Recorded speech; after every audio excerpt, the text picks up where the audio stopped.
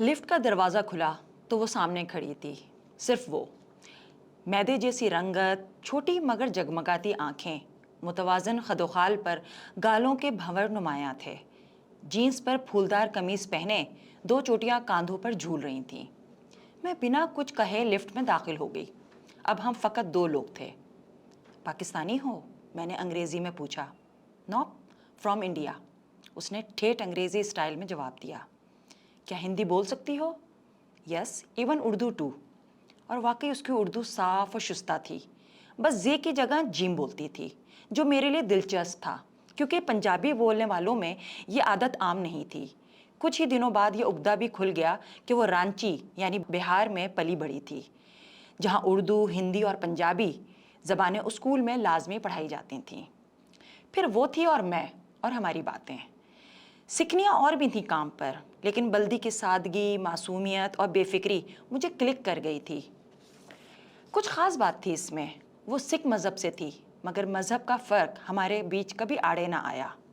ہم 2002 میں leads university میں ملے تھے، سالوں ساتھ کام کیا، ساتھ ہنسے، جیے اور سیکھا بھی۔ بلدی اور میری دوستی کے پیچھے کسی بھی یکسانیت کا گزر کبھی نہیں تھا، سوائے کوکنگ کے۔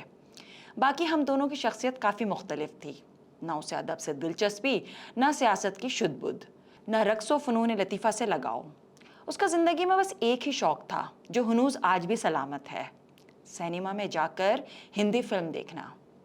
کہانی کیسی ہے، ہدایت کار اور اداکار کون ہیں، بلدی کو اس سے کوئی سروکار نہ ہوتا۔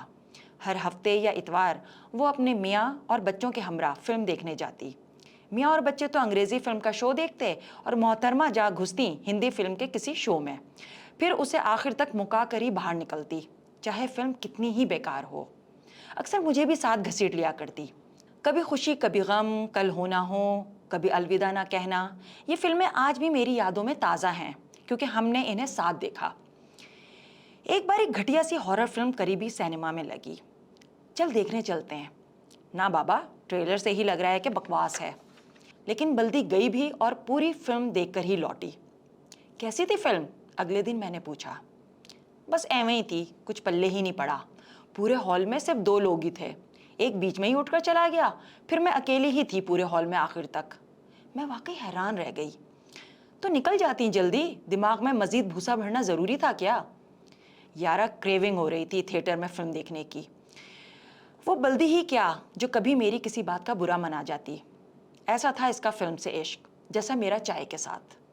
ہمیں کام پر صرف 15 منٹ کا چائے کا بریک ملتا تھا، مگر ہم اپنے حصے کا کام بریک سے قبل ہی نمٹا لیا کرتے تھے تاکہ 15 منٹ کے بجائے چھٹی تک مکمل آرام کے ساتھ باتیں کر سکیں۔ اسکارلیٹ، ہماری سپروائزر، چونکہ ہمارے کام سے خوش تھی، سو اس نے ہم پر نظریں رکھنا بھی چھوڑ دیا تھا۔ لیکن ایک دن ہم پکڑے گئے۔ دراصل ہم دونوں کے ڈپارٹمنٹ الگ الگ منزلوں پر واقع تھے، سو ایک دن بلدی میرے پاس نچلی منزل پر آ جایا کرتی اور دوسرے دن میں اس کے ڈپارٹمنٹ میں پہنچ جایا کرتی۔ اور آج میں بلدی کے ڈپارٹمنٹ میں موجود تھی۔ چائے، بسکٹ اور ہنسی مذاق جاری تھا کہ اچانک اسکارلیٹ کی کانوں میں جادوگرنیوں سی جھاڑو پھیرتی آواز ہمارے کانوں سے ٹکرائی۔ بس سمجھ لیجئے جان حلق میں آ گئی۔ سوچا آج تو نوکری سے ہاتھ دھونے ہی پڑیں گے، لیکن اللہ بھلا کرے ایگزٹ دروازوں کا جو عمارت میں جا بجا موجود تھے۔ میں فوراً دیوار کے پیچھے چھپی اور بلدی میرے آ کے ایسے کھڑی ہو گئی جیسے میرا اس کمرے میں وجود ہی نہیں۔ جو ہی اسکارلیٹ اندر داخل ہوئی، میں بلی کی چپ اور چیتے کی پھرتی سے دوڑ لگاتی ہوئی ایگزٹ دروازے سے باہر نکلی اور سیدھا اپنے ڈپارٹمنٹ میں پہنچ کر ہی دم لیا۔ بلدی نے پیچھے سب سنبھال لیا تھا، تبھی اسکارلیٹ پلٹ کر میرے پاس پوچھ گچھ کے لیے نہیں آئی۔ یار، تو اسکول میں واقعی ایتھلیٹ رہی ہوگی۔ جب میں نے پیچھے مڑ کے دیکھا تو غائب، بھاگنے کی آواز تک نہ آئی۔ وہ ترنگ میں اکثر مجھے تم سے تو کہا کرتی تھی۔ آج بھی ہم اس واقعے پر ہنستے ہیں تو ہنسی تھپنے کا نام نہیں لیتی۔ بلدی کو میرے ہاتھ کے بنے کھانے بہت پسند تھے۔ میں پاکستان آتی تو اس کے لیے شان مسالے اور ہندی فلموں کی CDs اور DVDs ضرور ساتھ لے جاتی، اور وہ میرے لیے مشرقی پنجاب کے خاص پکوان، لیمب بالز، قیمے کے کباب، مسالے دار سبزیاں بڑے چاؤ سے بناتی۔ لیڈز میں اکثر آلو کے سموسے، پانی پوری اور گول گپوں کے لیے دل مچلتا تو دیسی دکانوں پر جا کر مہنگے داموں یہ لوازمات لا محالہ خریدنے پڑتے تھے۔ ایک دن ایسے ہی بلدی سے سرسری اس بابت ذکر کر دیا۔ Don't worry love, us weekend پر آتی ہوں تیرے گھر، گانے بھی سنیں گے اور تیری پسند کی ساری چیزیں بھی بنائیں گے۔ اور اگلے ہفتے وہ سارا سامان لے کر میرے گھر آن پہنچی۔ ہم نے گول گپے بنائے، آلو والے سموسے، چٹنی، پانی پوری، لگا جیسے تہوار ہی ہو۔ بلدی صرف 20 برس کی عمر میں بیاہ کر انگلینڈ آئی تھی، 2 نوکریاں کر کے اپنا گھر چلاتی تھی، فیملی کو سپورٹ کرنا، یہی اس کی زندگی تھی۔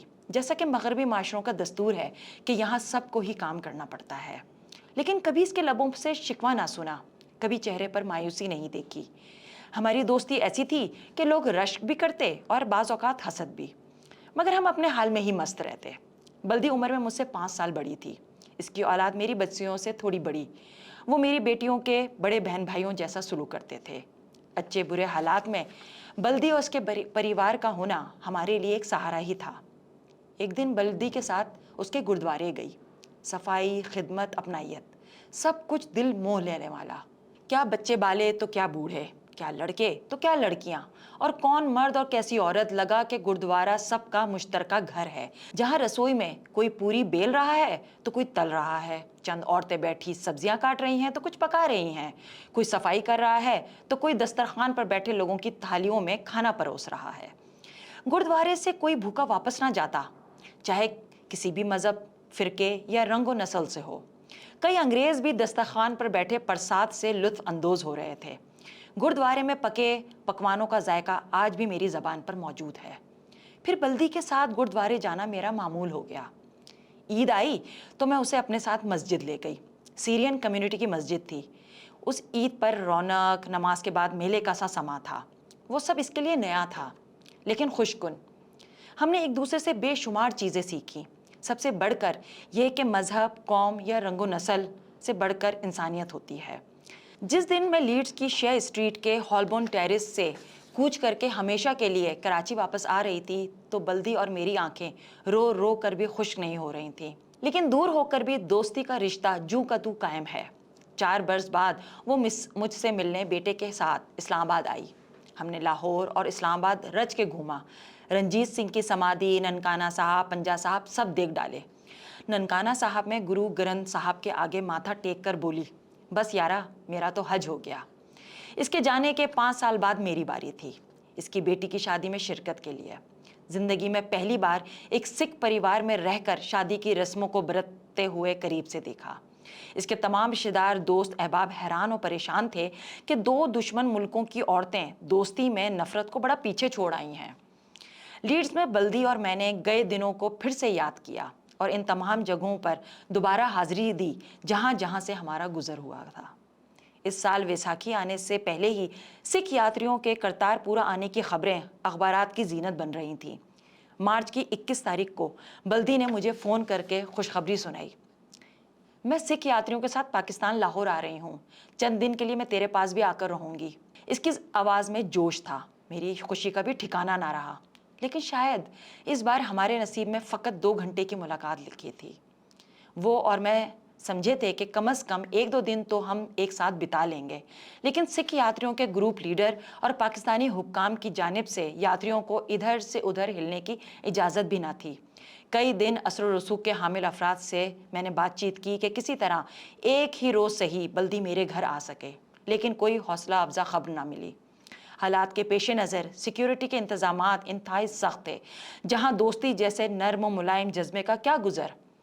بڑی تک و دو کے بعد مجھے پنجا صاحب میں بلدی سے ملنے کے لیے صرف 2 گھنٹے ملے۔ پنجا صاحب میں ہزاروں افراد کے بیچ جھپی ڈالتے ہوئے مجھے لگا کہ فقط ہم دونوں سہیلیاں لفٹ میں اپنی 23 سالہ دوستی کا جشن منا رہی ہیں۔ یارا اگلے ہفتے اپنے دلجیت سنگھ کی نوی فلم تھیٹر پر لگ رہی ہے، کاش تو ہوتی تو مل کر پنجابی اور پاکستانی ہیرو ہیروئن والی فلم دیکھتے۔